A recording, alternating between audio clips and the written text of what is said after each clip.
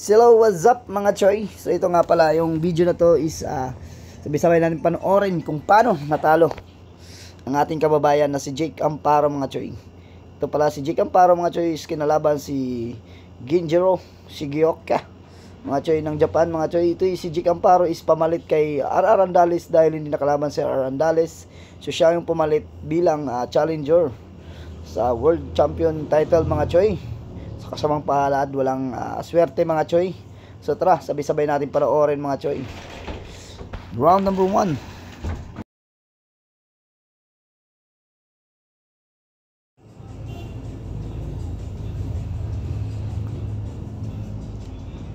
Tingnan natin dito mga Choy kung anong performance niya dito mga Choy. So base naman, nauna na yung mga balita sa mga social media mga Choy. Sa round number 2 lang pinataob itong ating kababayan, no?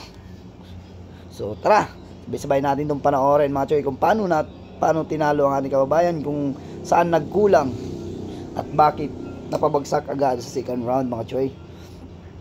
Okay, round number 1 start. Okay, unang sumuntok doon si Jake Amparo mga Choy. Job, tatantsahan yung dalawang fighter mga Choy. So kaliwite pala itong hapon mga Choy, no? Itong champion. Samantala ng kababayan is right-handed. Tamang tantantsansya lang itong hapon mga Choy. Tira-tira lang muna sa gloves.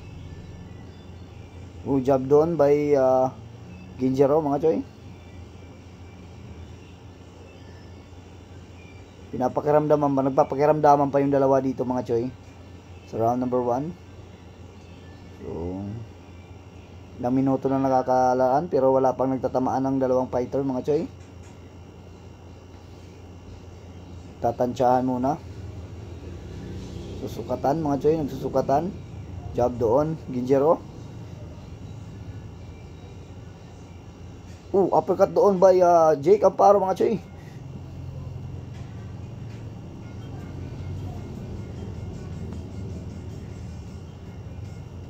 May agad may hook agad doon si Ginjiro mga Choy. Body shot doon by Jake Amparo. Nice body shot mga Choy. Nice combination by Jake Amparo. Umapalag naman sa round number 1, no mga Choy.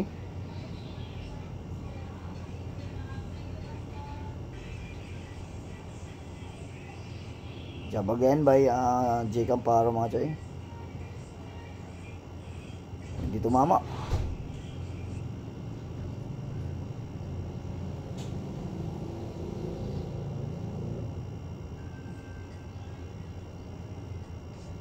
Nagtitipid ng mga suntok tong dalawang to. Titipid ang dalawang boksingero. Jab doon. Sabay ganti naman ng straight ni Jake Amparo mga Choy. Jab by Ginjiro. Jab ulit.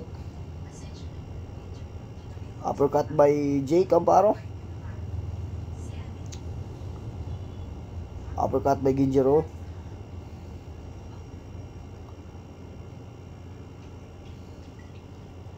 Bumabody shot din dito yung ating kababayan mga Choy. Kababayan namin pala is naka blue gloves, blue trunks with white. Silver yata dito trunks ng hapon mga Choy. Silver gloves. Nagsusukatan pa rin ang dalawang boksingero mga Choy. Talagang masyadong maingat ang dalawang fighter dito mga Choy. Nakababa na dito yung guard ng ating kababayan mga Choy. Ba't mo binababayan mga Choy? Okay, end of the round 1 mga Choy. So ayun, napakaramdaman na niya kung paano lumaban ng ating kababayan mga Choy. Siguro binasa niya muna in the first round. Pahinga muna mga Choy. Hinga ng konti.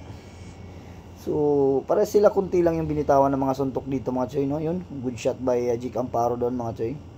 Medyo nataas lang ng konti. Kung medyo nababa, sakto yan, yun. Hindi tumama mga Choy. Sayang din yun.